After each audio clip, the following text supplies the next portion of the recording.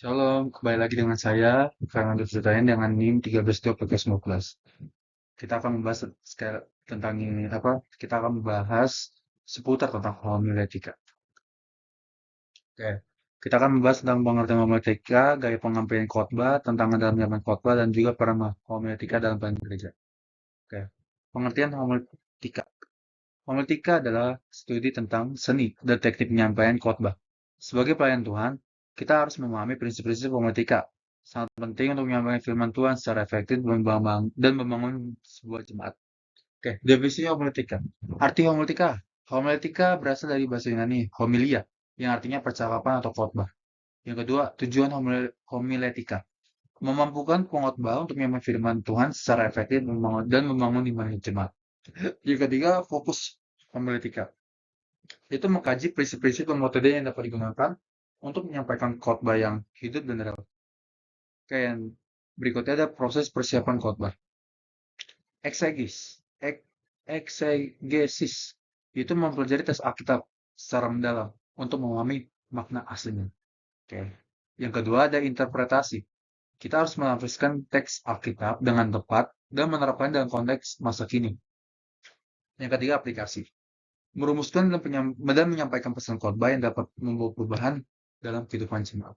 Jadi tiga itu adalah proses persiapan khotbah. Oke, aspek-aspek homiletika. Teologi.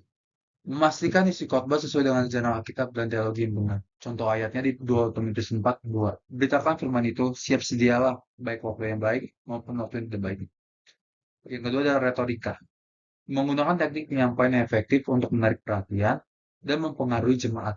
Contoh ayatnya di Kolose 4:6. Perkataan kamu hendaklah selalu penuh kasih karunia, dibumbui dengan garam supaya kamu tahu bagaimana kamu harus menjawab setiap orang. Yang terakhir ada psikologi.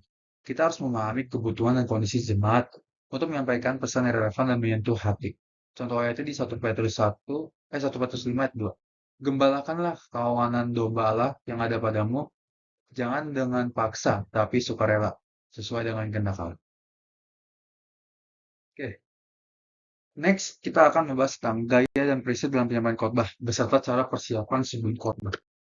Oke, gaya penyampaian khotbah yaitu ada konversional. Khotbah yang disampaikan dengan gaya-gaya percakapan yang akrab dan interaktif itu adalah konversional. Yang kedua ada expository. Khotbah yang menekankan penjelasan sistematis dari teks Alkitab. Yang ketiga naratif. Khotbah yang menggunakan cerita dan atau ilustri itu untuk menyampaikan pesan. Yang terakhir ada persuasif.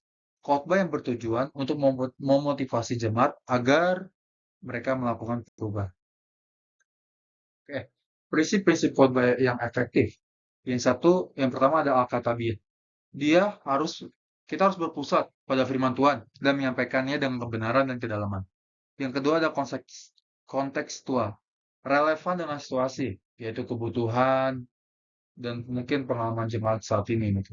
Yang ketiga ada aplikatif, membantu jemaat menerapkan kebenaran firman Tuhan dalam kehidupan mereka sehari-hari. Yang terakhir ada inspiratif. Kita bagi yang ingin untuk prinsip-prinsip khotbah efektif itu pasti kita harus menjadi inspiratif, memotivasi jemaat ini untuk bertumbuh dalam iman dan hidup yang berkenan kepada Tuhan. Oke. Mempersiapkan khotbah yang efektif.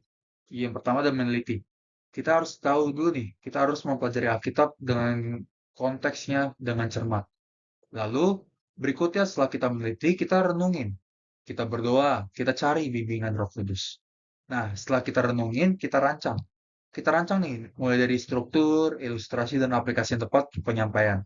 Baru yang terakhir kita melatih atau mempraktikkan kembali penyampaian khotbah kita secara utuh.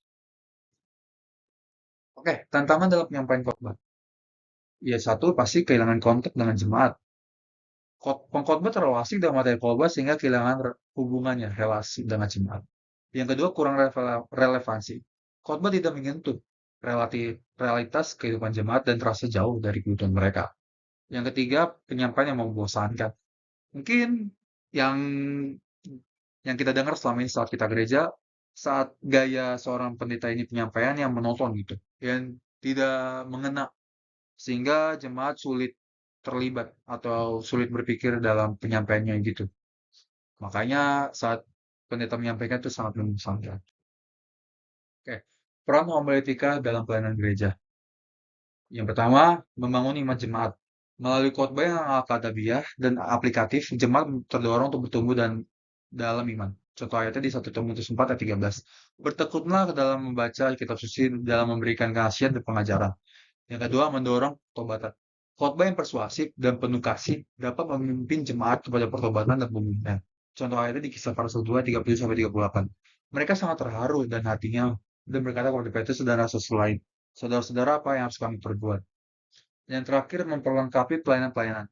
Khotbah yang inspiratif dan relevan dapat membekali sebuah jemaat untuk melayani Tuhan dengan lebih baik. Di contoh ayatnya di Efesus 4 ayat 12. Untuk memperlengkapi orang-orang kudus bagi pekerjaan pelayanan bagi permohonan tubuh Kristus. Oke, kesimpulan. Homiletika, yaitu kunci komunikasi firman. Memahami dan menerapkan prinsip-prinsip homiletika dapat membantu pengkhotbah menyampaikan firman Tuhan dengan lebih efektif. Yang kedua, tujuan mulia.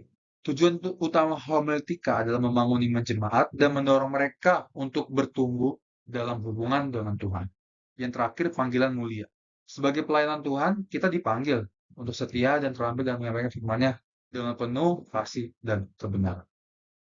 Oke, segitu saja. Terima kasih. Tuhan Yesus memberkati. Shalom.